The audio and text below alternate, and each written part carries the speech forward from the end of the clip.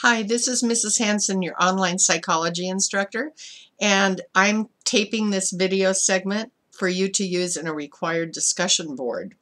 So get a piece of paper and pencil or pen and jot down your thoughts and ideas so you can form some comments in the reply section on discussion board for this. This is worth 30 points. I'm just making it up on the spot. Let's say 30 points. All right, so this has to do with the use of rewards and reinforcements and how parents in particular inadvertently reward bad behavior. In essence, we're rewarding the wrong behavior, but we don't realize we're doing it. And I'm going to give you several examples of this, and then I'd like you to write down in the discussion board how, if you recognize these kinds of situations, and offer an example that you've seen or experienced in your life or in your family. Okay, so the first example is with children, with small children in particular. We're all familiar with a 2-year-old temper tantrum, right, or a 3-year-old temper tantrum in a store where the child is screaming for candy, at the checkout line. And by the way, the stores put the candy at eye level for a child in the checkout line. They do that on purpose. They want your child to have a temper tantrum in the line so that mom or dad or whoever will cave in and buy the candy. And it's very expensive.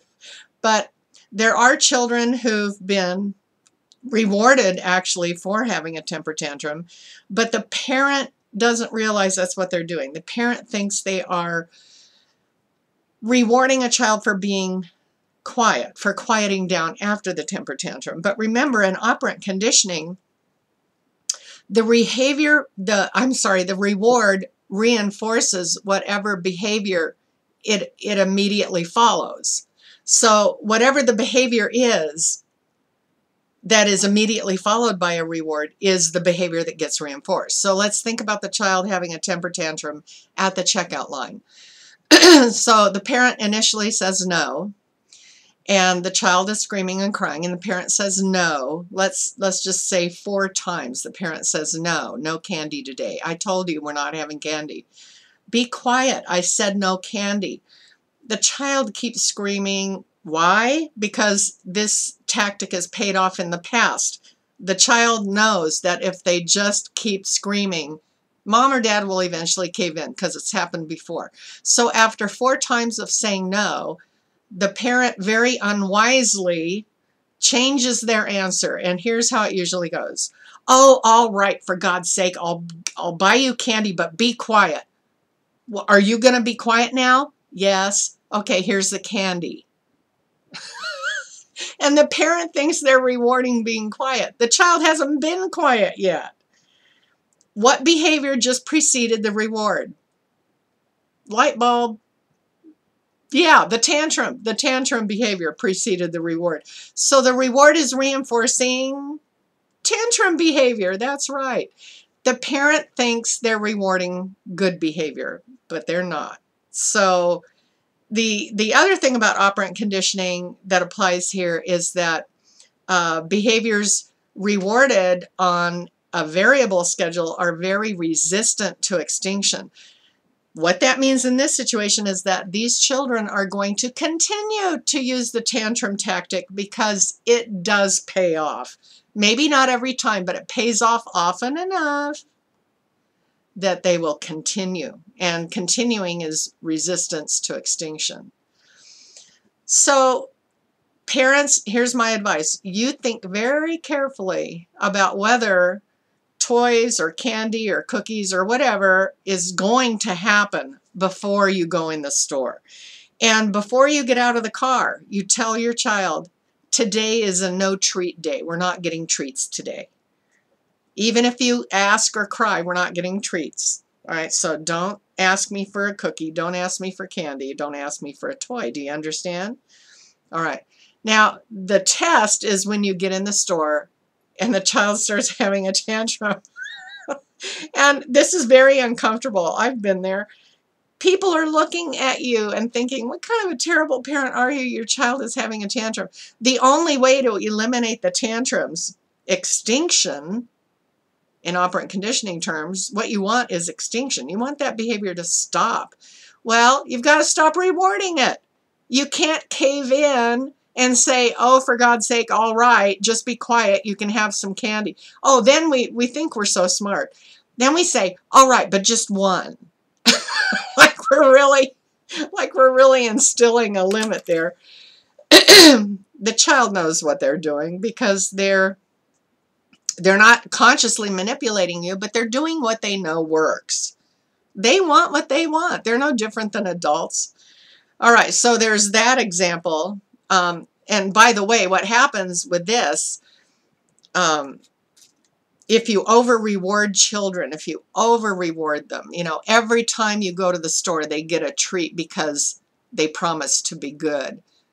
Oh my gosh, you are preparing yourself for a real, I hate to use the word, but brat, who won't do anything without a promise of payment. All right, so then you have a middle schooler or high school kid who won't do anything unless there's some sort of payment promised. So you ask them to take out the trash, and the response is, well, what do I get for that? You don't get anything. You get to live here. You know, you don't get a reward for every single thing you do. But parents get trapped into this usually when the kids are toddler stage. They think they have to reward them for being good all the time. You know, the biggest reward you can give children is your affection and attention. You know what? They would probably trade all their toys that they play with only once or twice just to have some fun with you, you know, outside catching the ball or whatever, you know, just they want to be with you. And, you know, your praise means a lot to them. You tell them how proud you are of them when they behave, not because they get a reward, but because you can take them places and you know that they are, you know, they know how to behave and how proud you are of them. But even verbal praise shouldn't be overdone. You know, we have an issue with that, over praising and over rewarding our children. All right, a second example, if you don't relate to the child spoiled brat over rewarding, then how about an adult who is what I call a user? A user is very manipulative as an adult. They know how to get what they want out of adults, out of family in particular, and friends, and they will take and take and take and take advantage. They will take advantage of anyone because they can get by doing it. So here's an example. Maybe we have a 35-year-old adult living at home, rent-free, sponging off mom and dad, and mom and dad are vulnerable to do this because they want to rescue their kids.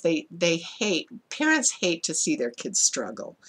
And so we often rescue them too readily and do too much.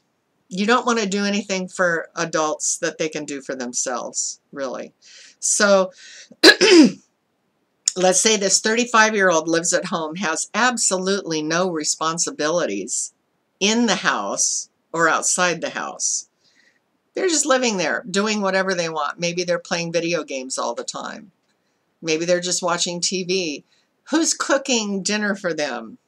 Mom. Who's doing laundry for them? Mom. Who's basically catering to them? Mom and dad. They're using the car. Oh my gosh. You know, and mom and dad don't want to, you know, well, we're trying to help. What you're doing is rewarding behavior that you really don't want to reward, but it's confusing for parents. Parents think they're helping. Now, there are cases where it makes sense for the family to be a safety net for adult children who are having troubles. There are cases of mental illness and risk of suicide, and the family absolutely, you know, wants to be able to provide a safety net in those situations. But I'm talking about people who are capable of taking care of themselves, but it's just easier to sponge off other people. They have discovered that it works, and they're very good at it. Now, if drug use is involved,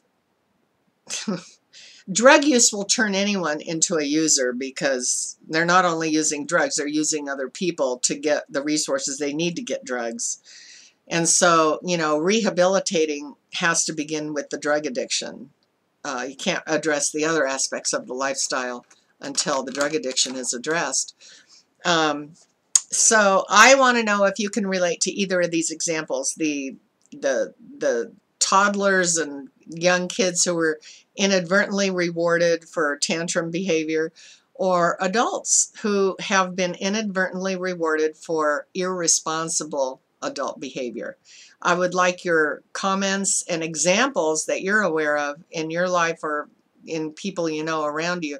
I would like those posted on discussion board, and you can read other students' posts and like or comment on them after you post your own.